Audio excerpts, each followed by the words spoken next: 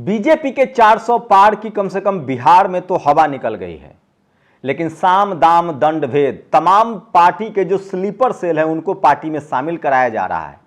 सवाल है कि क्या बीजेपी में जितने ज्यादा सवर्ण नेता जाएंगे बीजेपी का वोट उतना कम होता जाएगा। काश कोई बीजेपी नेताओं को, जो दलित पिछड़े नेता है, प्रधानमंत्री को यह वीडियो पहुंचा देता। मैं फिर कह रहा हूं, जितने ज्यादा सवर्ण नेता बीजेपी में जाएंगे दलित पिछड़े आदिवासी अल्पसंख्यक उतने दूर हो जाएंगे। और सवाल है कि वोट टीवी वालों के पास तो है नहीं, अखबार वालों के पास है नहीं। दलित पिछड़े आदिवासी अल्पसंख्यक अब यूट्यूब देखते हैं, तो बीजेपी वोट कहां से लाएगी। तो बिहार में बीजेपी का सुपरा साफ हो जाएगा। वहीं साम दाम दंड भेद का खेल चालू है। मध्य प्रदेश में एक ओबीसी मीरा यादव का पर्चा ही खारिज करवा दिया गया खजुराहो सीट से, जो इंडिया गठबंधन की सीट थी। समाजवादी पार्टी को वो टिकट मिला था, वहां से बीडी शर्मा जो अध्यक्ष हैं बीजेपी के, वो चुनाव लड़ रहे हैं, वहां के डीएम ने पर्चा खारिज कर दिया, ये भी बताऊंगा। लेकिन बिहार में सुपरा साफ होने जा रहा है बीजेपी का। मुकेश सहनी 10% करीब उनके पास वोट है, और वो वोटर है जो डंके की चोट पर फूलन देवी जिनके आदर्श हैं, जुब्बा सहनी जिनके आदर्श हैं, डंके की चोट पर वो इस बार गठबंधन के पक्ष में वोट करेंगे। लेकिन मैं फिर कह रहा हूं, वैशाली में तो बहुजन ही आएगा। ये बड़ी गलती ना हो वैशाली में इस बार बहुजन।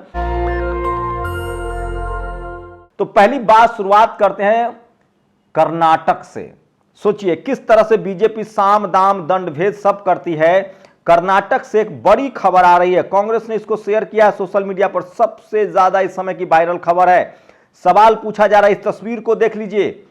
कर्नाटक में जो शख्स गिरफ्तार हुआ है उसका सीधा सीधा कनेक्शन की बात कही जा रही है। 1 मार्च को बेंगलुरु में ब्लास्ट हुआ था।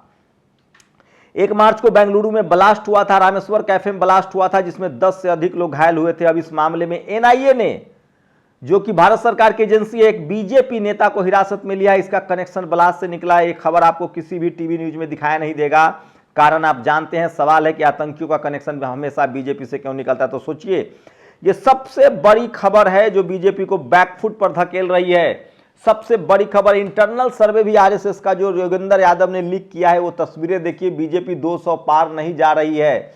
तो इसलिए श्याम मीरा सिंह ने लिखा है कि हरियाणा में बीजेपी नेताओं को भगाया जा रहा है, गुजरात में बीजेपी के खिलाफ लहर है, बिहार में तेजस्वी ने टाइट कर रखा है, राजस्थान में विपक्ष के उम्मीदवार मजबूत हैं, एमपी यूपी में 2014 जैसी लहर नहीं है, दक्षिण भारत में भाजपा साफ है, अगर इन उत्तरी राज्यों में कहीं गड़बड़ हुई भाजपा बहुमत से दूर हो जाएगी। इसलिए मोदी और भाजपा डरे हुए हैं। इंडिया गठबंधन ने उत्तरी राज्यों में ठीक ठाक प्रदर्शन भी कर दिया तो भाजपा बहुमत नहीं जिता पाएगी। तो बीजेपी के साथ कहा जा रहा है कि इनकम टैक्स, ईडी और टीवी अखबार जो है वो मजबूती से है।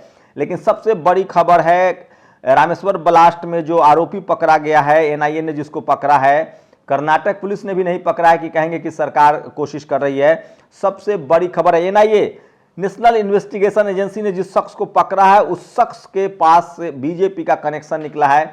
लेकिन सवाल है कि बीजेपी तो आतंकवाद के आरोपी प्रज्ञा सिंह को चुनाव टिकट जिताकर विधानसभा में भेज चुकी है, तो उनको क्या फर्क पड़ता है। लेकिन सबसे बड़ी पॉलिटिकल खबर है, उसके बाद आपको ले चलते हैं सीधे आपको मध्य प्रदेश के खजुराहो सीट। खजुराहो ऐतिहासिक जगह है, आप सब जानते हैं। वहां से कांग्रेस ने अखिलेश यादव के साथ गठबंधन किया था, इंडिया गठबंधन के नाम पर समाजवादी पार्टी को सीट मिली थी।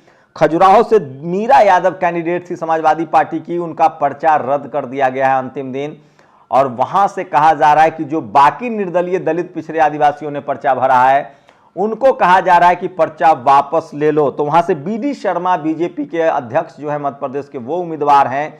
तो ये सबसे बड़ी खबर है कि दलित पिछड़ों को स्लीपर सेल से सावधान रहना चाहिए। वहीं सबसे ज्यादा 40 सीटों पर इस बार बीजेपी को सबसे ज्यादा नुकसान बिहार में होता दिख रहा है।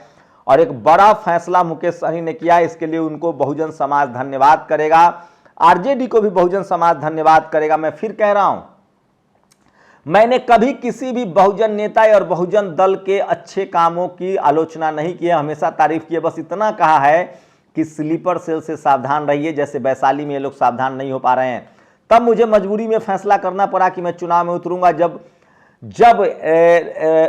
चिराग पासवान ने स्लीपर सेल को टिकट दिया, जब लालू यादव जी ने स्लीपर सेल का टिकट अनाउंस कर दिया और वो शख्स आके जातिवादी कमेंट किया, उसके बाद मैंने 26 तारीख को अनाउंस किया कि मैं चुनाव लड़ूंगा। और अब पीछे नहीं कदम खींच सकता हूं, लेकिन जो सब खबरें हैं बहुजन समाज की वो मैं बताता रहूंगा। किसी भी दलित, पिछड़े, आदिवासी, अल्पसंख्यक नेताओं से मेरा कोई बैर नहीं है, बशर्ते कि वो काम अच्छा कर रहे हैं। तो बिहार में महागठबंधन मजबूत हुआ है। मुकेश सहनी से हम लोग लगातार मिलते रहते हैं। बड़ा फैसला किया है, सही फैसला किया। उनके विधायकों को किस तरह से बीजेपी ने अपने पाले में मिला लिया था, तो ये बड़ी खबर है। मुकेश सहनी सीधे सीधे महागठबंधन में गए हैं और 3 सीटें मिली है उनको। ये भी सम्मानजनक समझौता है। मुकेश सहनी को 3 सीटें मिली है और ये बड़ी खबर बता रहा हूं। गोपालगंज, झंझारपुर और मोतिहार, ये 3 सीटें हैं। मुकेश सहनी को संसद में आना चाहिए। युवा नेता है, मजबूत नेता है और समाज सेवा करके आए हैं। और सबसे बड़ी बात है, अपने दम पर, अपने दमखम से उन्होंने नाम बनाया है, संपत्ति कमाई है और अब राजनीति में भी लोगों की सेवा कर रहे हैं।